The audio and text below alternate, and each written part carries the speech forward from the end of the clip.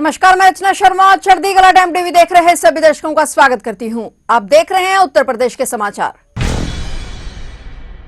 उत्तर प्रदेश सरकार युवाओं को रोजगार परक और आधुनिक कौशल से जोड़ने के अभियान को और तेज कर रही है। उत्तर प्रदेश कौशल विकास मिशन की ओर से राज्य स्तरीय कौशल प्रतियोगिताओं का आयोजन आज 12 फरवरी से शुरू किया गया है। इस प्रतियोगिता में प्रदेश के 75 जनपदों से चयनित 1651 से अधिक प्रतिभागी हिस्सा लेंगे और 20 अलग अलग स्किल्स में अपनी दक्षता का प्रदर्शन करेंगे। योगी सरकार का उद्देश्य प्रदेश के युवाओं को तकनीकी रूप से सक्षम, नवाचारी और वैश्विक प्रतिस्पर्धा के अनुसार तैयार करना है। यह आयोजन इंडिया स्किल्स कंपटीशन 2026 की चयन प्रक्रिया का अहम चरण है, जिसके जरिए यूपी की श्रेष्ठ प्रतिभाएं राष्ट्रीय स्तर पर प्रदेश का प्रतिनिधित्व करेंगी। प्रतियोगिता 3 चरणों में आयोजित होगी, जो 23 जनवरी तक चलेगी और इसके बाद 24 जनवरी को आयोजित समारोह में चयनित प्रतिभागियों को पुरस्कार और प्रशस्ति पत्र देकर सम्मानित किया जाएगा। वहीं आज प्रतियोगिता के पहले चरण में प्रदेश भर से करीब 570 प्रतिभागी शामिल हो रहे हैं और इस चरण में कुल 6 स्किल्स में प्रतियोगिता हो रही है। मुख्यमंत्री योगी आदित्यनाथ ने आज इस प्रतियोगिता का आयोजन किया है।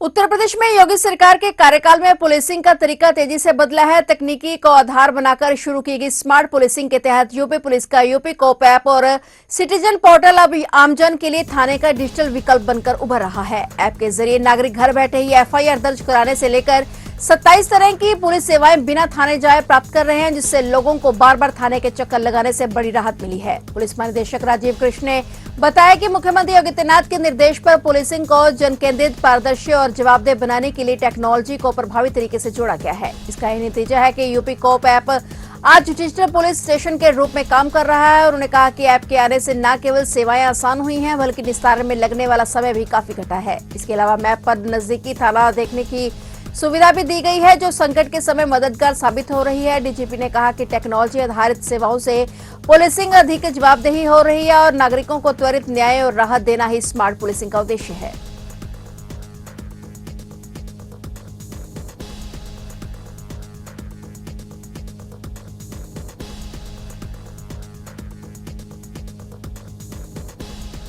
राजधानी लखनऊ में केंद्र सरकार की मदद से 28 नए 3311 केवी बिजली घर बनेंगे और इनके निर्माण पर अनुमानित 250 करोड़ रुपए खर्च होंगे। इसका प्रस्ताव केंद्र सरकार को भेजा जा रहा है। अमोसी, लखनऊ, मध्य जानकीपुरम और गोमती नगर जोन में उनके लिए अलग अलग ब्लूप्रिंट तैयार किए गए हैं। इसमें 10 लाख आबादी की बिजली व्यवस्था सुधरेगी। जानकीपुरम जोन के मुख्य अभियंता वीपी सिंह ने बताया कि 6 बिजली घर 2 साल के भीतर नहीं बने तो उपभोक्ताओं को बिजली संकट से रूबरू होना पड़ेगा। इसलिए अपने जोन में नए बिजली घर बनाने का प्रस्ताव तैयार किया गया है।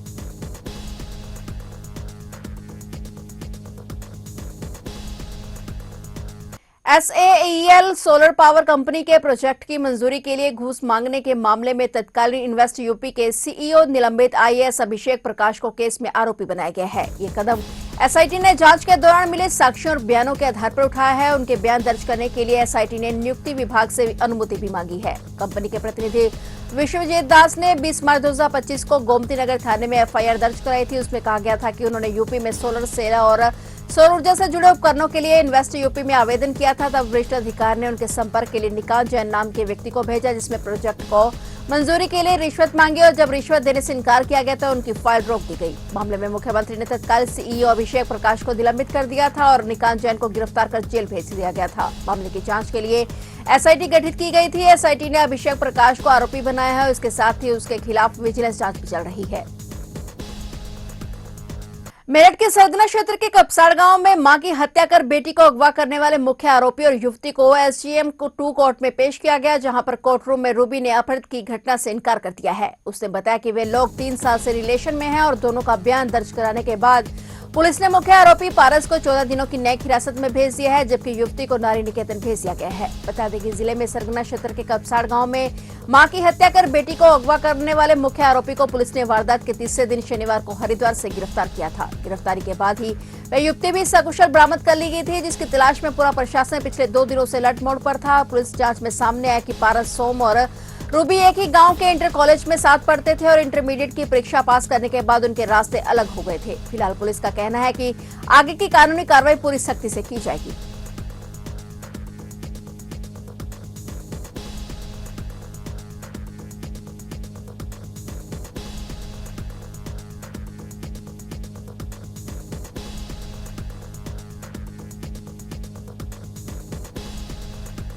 उत्तर प्रदेश के कौशाम्बी जिले के भरवारी कस्बे में एक दिल दहला देने वाली घटना सामने आई है। यहां शराब के नशे में धुत एक बेटे ने अपनी ही मां का गला दबाकर हत्या कर दी। इस घटना से पूरे इलाके में सनसनी फैल गई। घटना कोकरस थाना क्षेत्र के पुरानी बाजार इलाके की है। मृतक महिला की पहचान 75 वर्षीय आयशा के रूप में हुई है। बताया जा रहा है कि उसका बेटा गुड्डू उर्फ याकूब 40 वर्षीय शराब पीने का आदी था। जब वह शराब के नशे में घर आया था तो आयशा ने अपने बेटे को शराब पीने से मना किया था और इसी बात पर दोनों के बीच विवाद शुरू हो गया। विवाद इतना बढ़ गया कि गुस्से में आकर गुड्डू ने अपनी मां के साथ मारपीट शुरू कर दी। मोहल्ले के कुछ लोग शोर सुनकर घर के अंदर पहुंचे और महिला को बचाने की कोशिश की, लेकिन आरोपी ने दरवाजा बंद कर दिया और अंदर ही अपनी मां का गला दबाकर हत्या कर दी। हत्या की खबर फैलते ही इलाके में हड़कंप मच गया। सूचना मिलते ही भरवारी चौक और कोकरस थाना पुलिस मौके पर पहुंची। पुलिस ने आरोपी गुड्डू उर्फ याकूब को मौके से गिरफ्तार कर लिया है। मृतक महिला के शव को कब्जे में लेकर पोस्टमार्टम के लिए भेज दिया गया है। मामले की जांच की जा रही है और आगे की कानूनी कार्रवाई की जा रही है।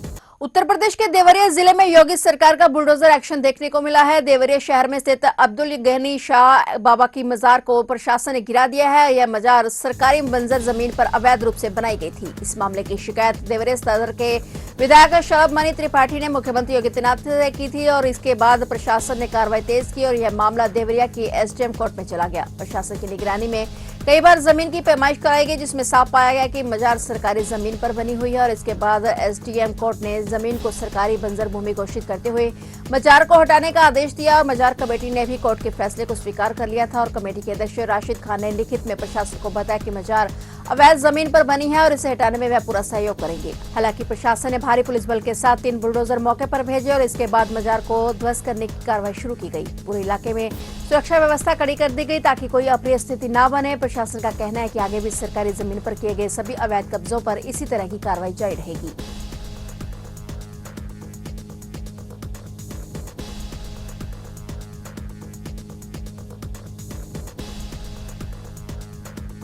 यूपी के कई जिलों में मौसम ने एक बार फिर से करवट बदल ली है। रविवार को भी दिन में धूप निकलने के बावजूद सर्द हवा परीक्षा लेती रही और अगले कुछ दिन तक शीतलहर और कोहरा जनजीवन के लिए चुनौती बना रहेगा। मौसम विभाग ने आज कोहरे और शीतलहर का ऑरेंज अलर्ट जारी किया है। इसके बाद 2 दिन तक कोहरे का येलो अलर्ट रहेगा। शीतलहर भी चलती रहेगी। मौसम विभाग की चेतावनी के मुताबिक इस दौरान घने कोहरे के साथ सर्द हवाएं चलने और गलन बढ़ने की संभावना है। इससे खासकर सुबह और रात में परेशानी अधिक रहेगी। मौसम में बदलाव को देखते हुए शिक्षा विभाग ने बच्चों की सुरक्षा के दृष्टिगत जिले के सभी स्कूलों में नर्सरी से 5वीं कक्षा तक 15 जनवरी तक छुट्टियां बढ़ा दी हैं। साथ ही कक्षा 6 से 12वीं तक के समय में बदलाव किया है और अगले आदेश तक ये स्कूल सुबह 10 बजे से पहले नहीं खुलेंगे और बंद होने का समय दोपहर में 3 बजे रहेगा। मौसम विभाग के अलर्ट को देखते हुए चिकित्सकों ने भी लोगों को सावधानी बरतने की सलाह दी है। खासकर बच्चों और बुजुर्गों को गर्म कपड़ों से अच्छी तरह ढककर रखने और शीतलहर से बचने के लिए कहा गया है। मौसम विभाग के मुताबिक आगे और गिरावट आने की उम्मीद है।